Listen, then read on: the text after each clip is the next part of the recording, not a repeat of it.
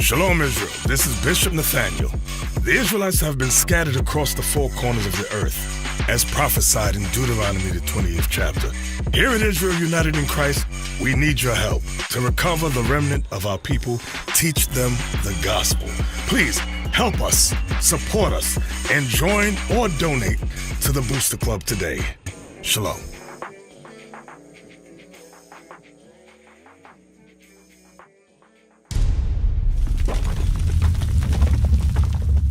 So now, let's go from there. Give me Jeremiah 31. Do I want, wait a minute, make sure I get it right. Do I want Jeremiah 31? Yes. So, understand about Eve. What Eve went through listening to Satan is the same thing that our sisters, our lovely sisters, go through today. They don't like listening to their husband that God put over them. Why do I got to listen to him? I'd rather listen to the white man. I'm going to give you another example of that. One of the sisters, one of our lovely sisters here, she says, I want to get married to brother so-and-so. We said, sister, brother so-and-so's not ready to get married. I think he is ready. He's not ready. She goes get brother so-and-so. Brother so-and-so says, I'm ready to get married. We said, you're not ready to get married. He said, I am ready to get married. And we said, furthermore, she ain't ready to get married. What sisters has she counseled with to prepare her for a wife? He says, she speaks with sister so-and-so. I said, sister so-and-so's not married. She's been divorced several times. What are you talking about? How is she giving her counsel? So I'm the stupid old man up here on the podium. I said, have at it. You do what you want. So they get married. He comes home. The house is filthy. There's old McDonald's all on the stove, empty Chinese cups. And the wife, is this my phone? No, where's my phone? I'm going to do his wife. His wife is on the phone, texting and on Facebook and Instagram. Send. He goes, sister, I am hungry. I've been here. I went out to work for 17 hours. I come home, there's no food. There's nothing here. She's like, okay. He has to call his mom to go get some food. That's day one. Day two. He comes home. She's texting. She's on the phone, Facebook, Instagram. Send. Sister, I come home. 17 hours. Work. You don't have to work. I pay all the bills in the house, sister. Why you do this to me? She's like, the next day. Now, I'm just rushing through it because, they bumping and grinding because I tell you, sex is good at the beginning. Sex is good. Remind me, we're going to show that video, D is good. Remember, D is good. Anyway, I put a disclaimer on that. So after he's at work and he comes home. So now this is day 3 now. You got the same McDonald's cups that was on the stove is still there. The same Chinese food stuff is still there. She's on the phone, again, texting with her friends on Facebook and Instagram. And here he go.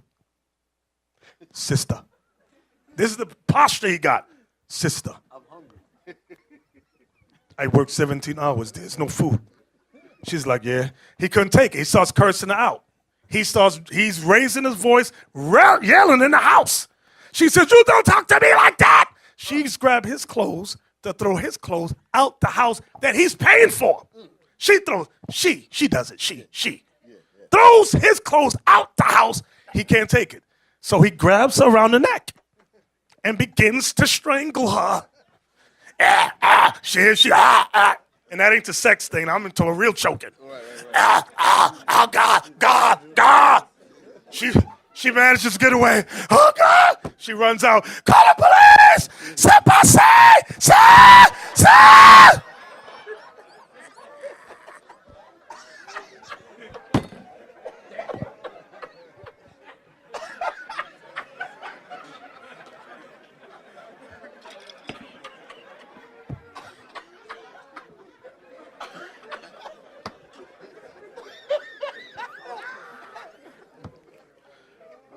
So now the cops are there. The brother ends, she says, I call my God on you. I call my God on you. The white man come and locks a nigga up. The nigga's in jail. This is Happy wedding day. This is his honeymoon. Honeymoon. In jail.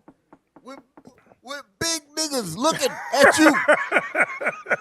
You scared to go to the bathroom because the toilet is in the middle of a huddle of Negroes. The toilet is public. It's public. In It's no jail, store. it ain't no private toilet. It's public. You can't when you sit down, everybody looking at you.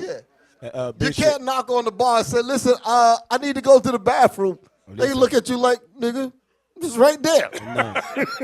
No, that brother right there didn't have a chance to ask for the bathroom. But he toileted in these boxes. That's right. When the cops came, all you heard was, you know, some of y'all get scared like that. You see that white man come with the gun, you just let it go. Anyway. But we didn't know what we were talking about when we said he's not ready to be married and neither is she. She ain't ready. Nobody listens to us. Yeah, Bishop, you the same way we were sitting now, we call that brother. You tell him, hey, brother, leave that sister alone. He's not. She's not ready yet. You're not ready yet. You just came in from some drama. You're not ready yet. He know what you saying. He gonna call Bishop Kanai all the way in Austin. Yeah. Then I said, brother, what's wrong with you? Why would you call Bishop Kanai? Bishop Kanai don't know nothing about you. Exactly. He just come here. Yeah. I said. He said, nah. Bishop Kanai think he's. I said, Bishop Kanai don't know. We know. I'm telling you, it's not okay. Exactly. And he go on break every laws. Now he's in jail. And let me tell you something, brothers, anytime your wife or the sisters, like we'll pretty much know them, or if I don't know a sister, I could ask somebody here about her.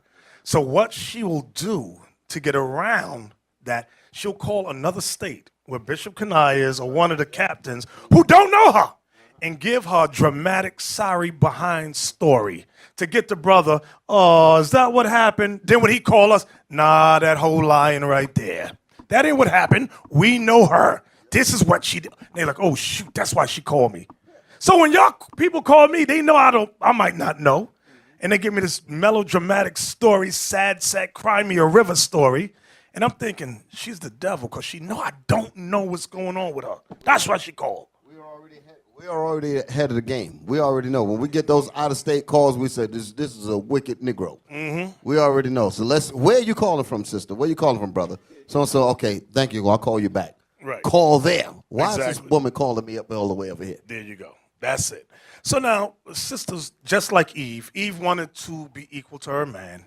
She listened to the white man, the devil. So it's the same thought today. Satan is telling the sisters that she can be her own person. She can be a feminist. She can be an individual. She can be independent. Yep. But what the devil does not tell you, remember what she says, God says we're going to die if we did. And Satan lies and said, you shall not surely die. So now the woman today says, well, is it my role to be married? He's saying, no, you don't have to be married. You can be independent. You can be a feminist. Do your own thing. You don't need no man. You can do bad all by yourself. But now what the Satan doesn't tell her is that life, that independent feminist life leads to loneliness. It leads to separation and or divorce. It can lead to lesbianism. Because it's natural in every man and woman to want what? Companionship.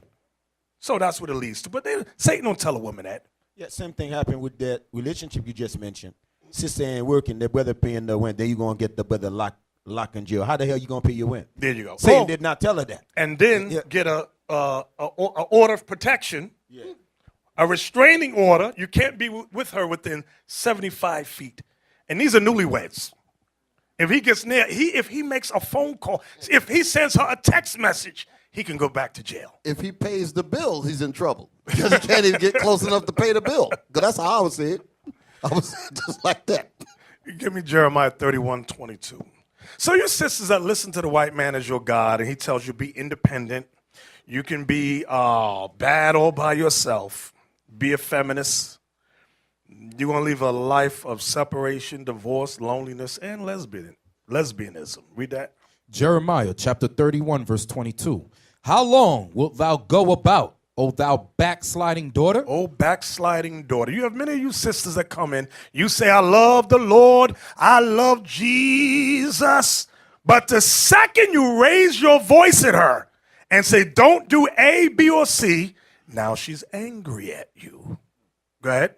For the Lord hath created a new thing in the earth. A woman shall compass a man. And it always shocked me about these black feminists who say the man is no good. And let me tell you, sisters that listen to that, but its statistics show you there are more college educated women than there are black. Do you understand what I'm saying?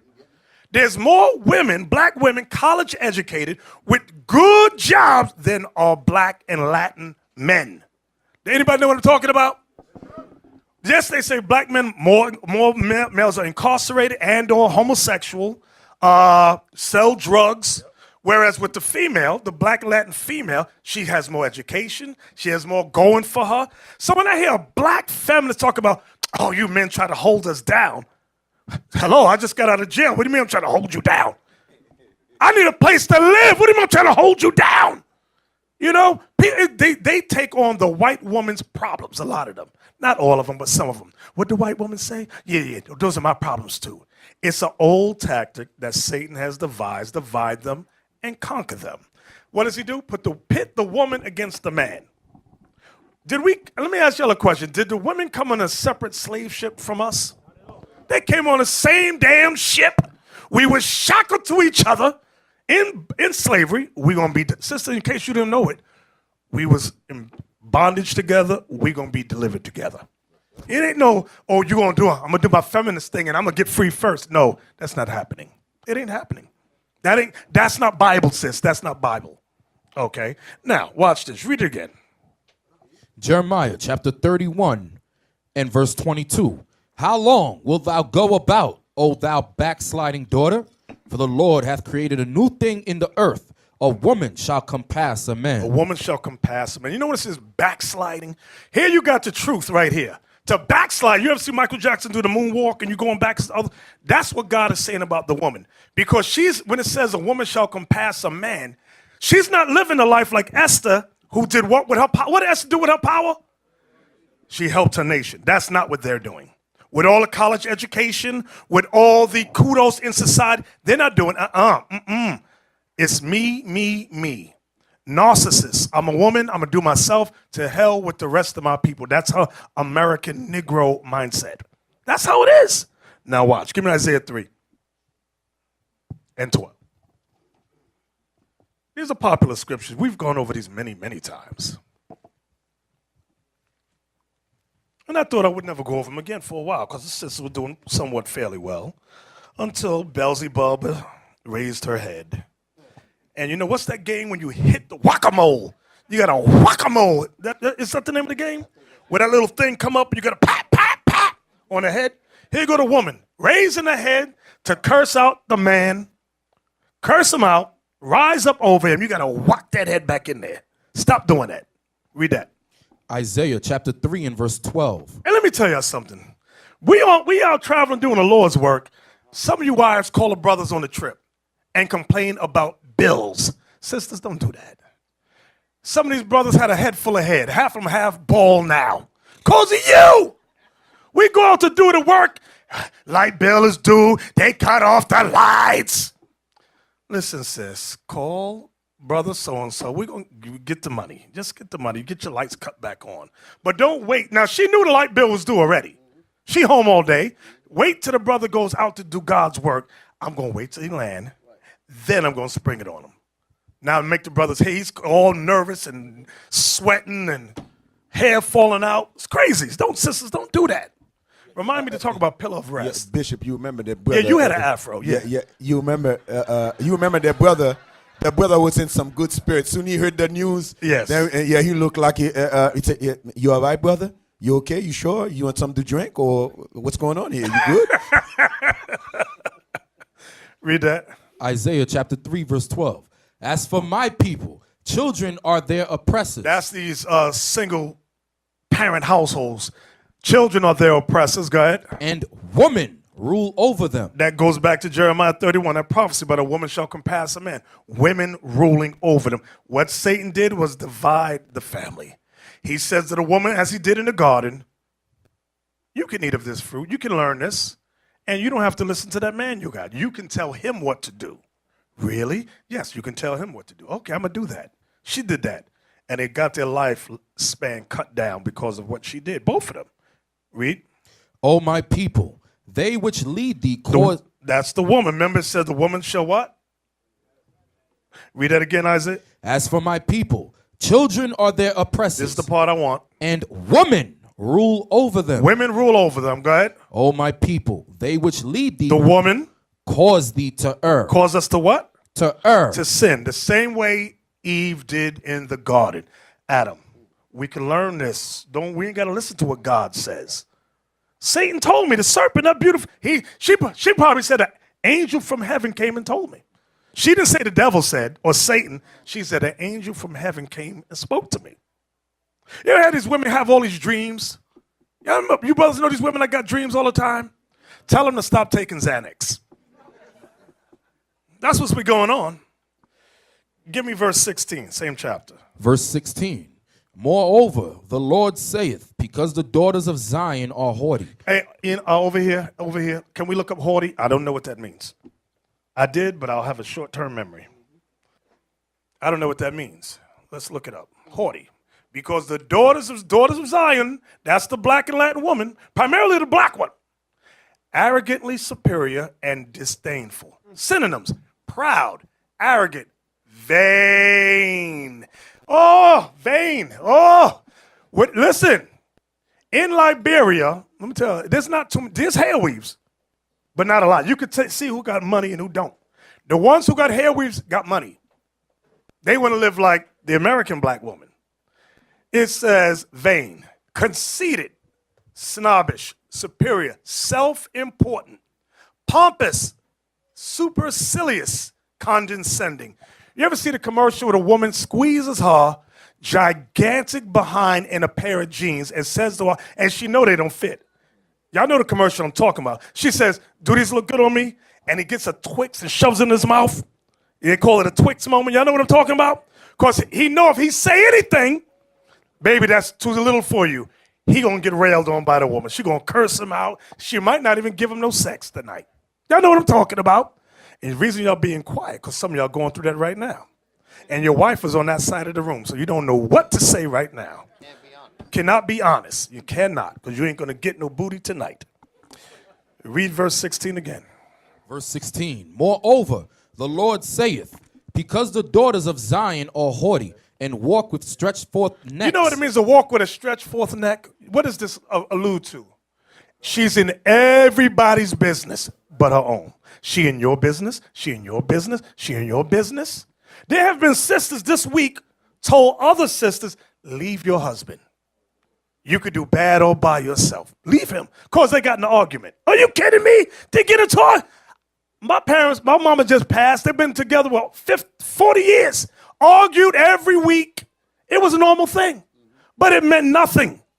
But for them, what do they call them, millennials? These millennial hoes. That's what I'm going to call them. Huh, you just leave. He raised his voice to you, girl. Leave. Stop listening to her. She's a demon. She going to be a lonely, a feminist, and or a lesbian. Watch. Just watch. Yeah. You still got the definition of haughty? Put it back up there, please, for a second. When I look at words like this, I always think in two senses whenever I look at particular words that pertain to the spirit in which we carry. We talking about haughty. I'm looking at the synonym: proud, arrogant, vain, conceited, snobbish, superior, self-important, pompous. Y'all see these words. The question that you have to ask is: this haughtiness is done to all people? No. It's her haughtiness is against her husband. That's what, when they go to work, they ain't haughty at all. They obeying every law, every word, every policy, everything. They're doing it all. But when they come home to who they call Lord, they got this nasty attitude with them. Shalom. This is Bishop Nathaniel of Israel United in Christ. Please subscribe to our YouTube channels. Stay up to date with our latest events, music, and classroom lessons.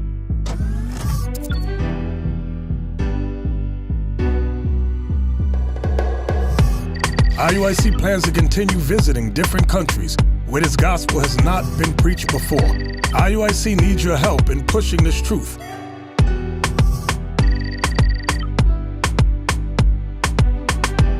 So join us. Subscribe to our Instagram, Facebook, Twitter, and podcast, and stay up to date with us.